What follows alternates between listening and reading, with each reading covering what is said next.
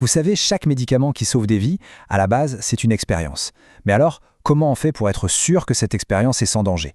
C'est ce qu'on va voir ensemble, on va plonger dans le règlement invisible qui protège tous les participants aux essais cliniques. Et oui, c'est vraiment la question clé.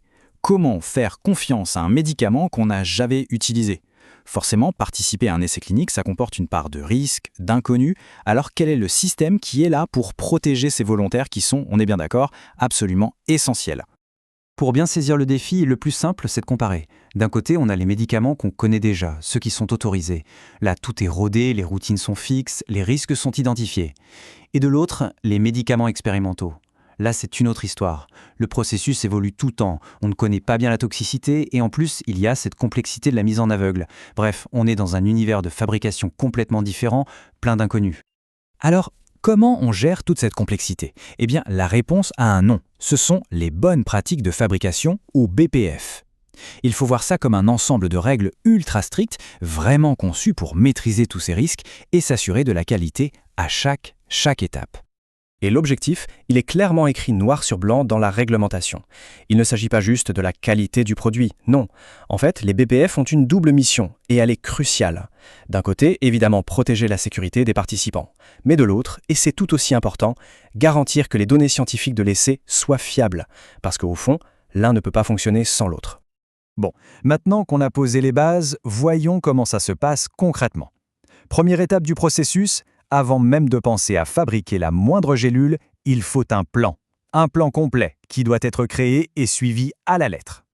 Le fondement de tout ça, c'est ce qu'on appelle le système de qualité pharmaceutique. Le principe en soi est simple. Absolument tout, je dis bien tout, chaque spécification, chaque instruction, le moindre changement doit être documenté, écrit et traçable. Rien, absolument rien n'est laissé au hasard. Et au cœur de ce système, il y a un document clé. Le dossier de spécification du produit. Imaginez ça comme la recette maîtresse, le plan directeur absolu. C'est un document qui vit et qui contient tout, des méthodes de fabrication, à la copie exacte de l'étiquette et même les conditions ultra précises de stockage et de transport. Chaque petit détail est prévu et écrit. Ok, le plan est prêt, maintenant on passe à l'action, la fabrication. Et c'est là que les choses deviennent sérieuses. Les précautions prises sont d'un niveau vraiment extrême.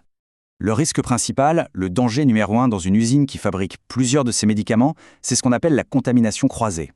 Il faut bien comprendre, on ne connaît pas encore bien la toxicité de ces nouvelles molécules. Donc la priorité absolue, c'est d'éviter que la moindre trace, même microscopique, d'un produit se retrouve dans un autre. Et pour gérer ce risque, ce n'est pas de l'improvisation. C'est un processus très structuré en 4 étapes.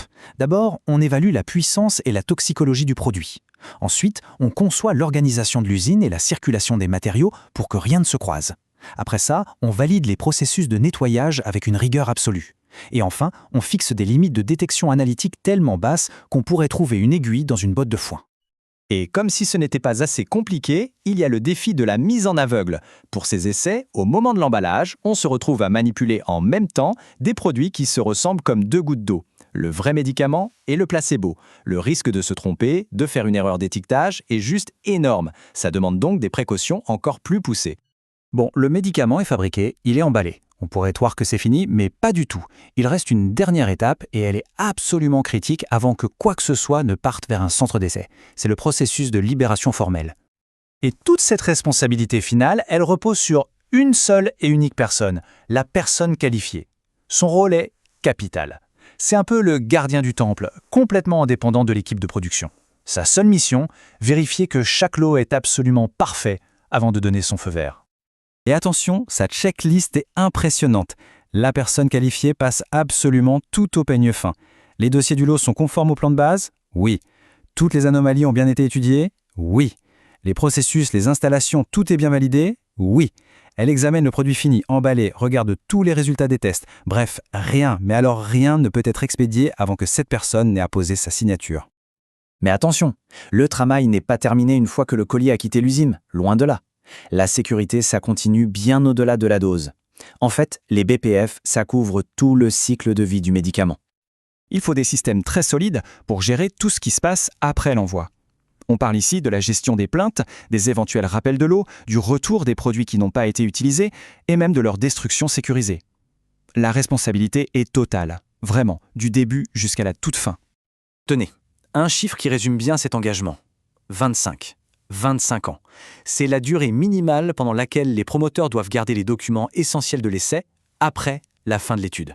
C'est énorme. Mais c'est la garantie d'une traçabilité et d'une transparence totale, même si des questions de sécurité apparaissaient des décennies plus tard.